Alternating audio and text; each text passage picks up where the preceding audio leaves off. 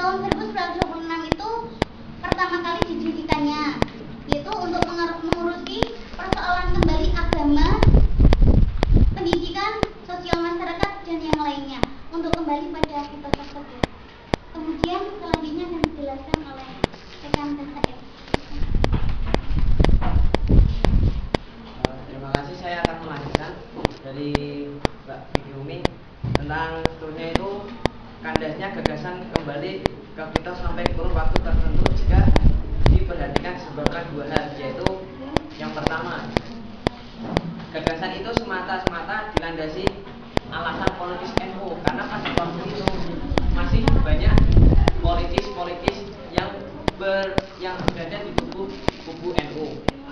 Yang kedua, konsep kembali ke kita tidak terumuskan secara jelas kecuali dalam pengertian kembali pada tahun 1920. Nah, pengertian kurang jelas itu bisa dipahami sebagai langkah mundur serta menafikan nilai-nilai yang diperoleh NU dalam pengalamannya selama ini. Akhirnya, Muktamar ke-25 memutuskan mempertimbangkan gagasan tentang sebuah wadah baru yang non politis yang menampung dari membibit aspirasi Islam Ahlussunnah wal Jamaah di kalangan umat yang oleh karena faktor-faktor lain harus meninggalkan ikatan-ikatan politiknya dengan partai politik. Jadi pada waktu itu NU masih banyak anggota dari petinggi NU yang tidak suka atau tidak menyetujui akan adanya kita Nahdliyah. Jadi mungkin pada waktu itu sulit untuk menegakkan tujuan atau garis perjuangan NU. Sementara itu di sebuah generasi baru NU muncul dengan kehausan sendiri. Mereka bukan kelompok ulama yang dapat digolongkan dalam kubu Situbondo dan bukan pula politisi yang tergolong kubu PDI.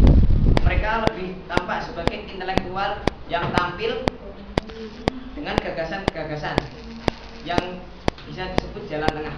Dan karena netralitas mereka dalam polarisasi ulama politis itu, gagasan mereka bisa lebih objektif, relatif mudah diterima semua kalangan NU.